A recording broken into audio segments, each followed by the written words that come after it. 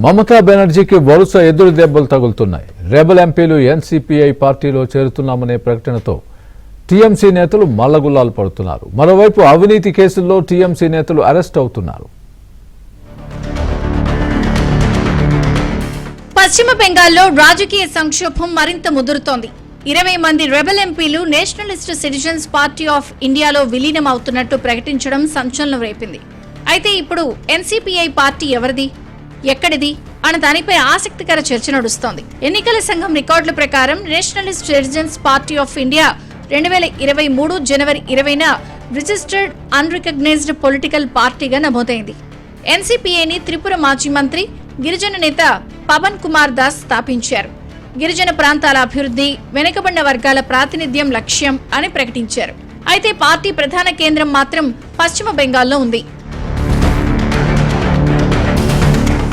త్రిపురలో 2023 అసెంబ్లీ ఎన్నికల్లో ఎన్సీపీఐ పోటీ చేసింది. 7 స్థానాల్లో అభ్యర్థులను నిలబెట్టాలని భావించినప్పటికీ 4 నియోజకవర్గాల్లో నామినేషన్లు తిరస్కరణకు గురయ్యాయి. చివరకు 2 స్థానాల్లో మాత్రమే పార్టీ గుర్తుపై అభ్యర్థులు బరిలో నిలిచారు. మొత్తంగా పార్టీ మద్దతుతో పోటీ చేసిన అభ్యర్థులందరికీ కలిపి 1198 ఓట్లు మాత్రమే వచ్చాయి. ఎన్నికల తర్వాత ఎన్సీపీఐ పూర్తిగా కనుమరుగైంది. ఇక ఎన్సీపీఐ ఆర్థిక పరిస్థితిని పరిశీలిస్తే ఎన్నికల సంఘం వద్ద నమోదైన విరాళాల మొత్తం కేవలం 1,00,000 మాత్రమే కాగా, కేంద్ర ఎన్నికల సంఘం 2024 మార్చి 27న జారీ చేసిన గుర్తింపు పొందని రిజిస్టర్డ్ పార్టీల జాబితాలో nationalist citizens party of India 1692వ స్థానంలో ఉంది.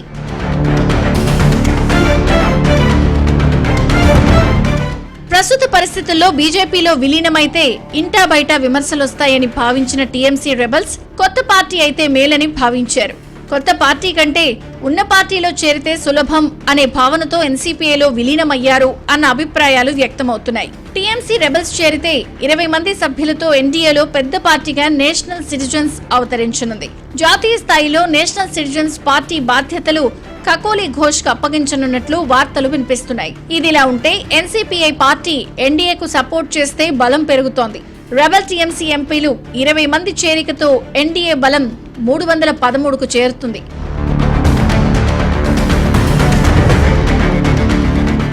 పశ్చిమ బెంగాల్లో టీఎంసీ నేతలకు పోలీసులు తమదైన ట్రీట్మెంట్ ఇస్తున్నారు. మమతా బెనర్జీ పాలనలో 15 ఏళ్ల పాటు అక్రమ వసూళ్లకు పాల్పడిన ఆరోపణల నేపథ్యంలో టీఎంసీ నేత జహంగీర్ ఖాన్ కు పోలీసులు అరెస్ట్ చేశారు. నడి రోడ్డుపై తాళ్లతో కట్టి నడిపించుకుంటూ పోలీస్ స్టేషన్ కు తీసుకెళ్లారు. అందుకు సంబంధించిన వీడియో ఇప్పుడు వైరల్ గా మారింది.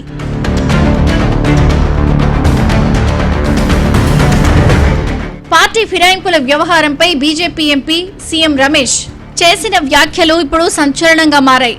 2 గంటలు సమయం ఇస్తే చాలని ఎవరినైనా బీజేపీలో చేర్పిస్తానంటూ చేసిన కామెంట్లు రాజకీయంగా చర్చకు దారితీశాయి. టీఎంసీ ఎంపీలు మమతా బెనర్జీకి గుడ్ బై చెప్పించడంలో సీఎం రమేష్ కీలకంగా పనిచేశారంటూ పెద్ద ఎత్తున ప్రచారం జరిగింది.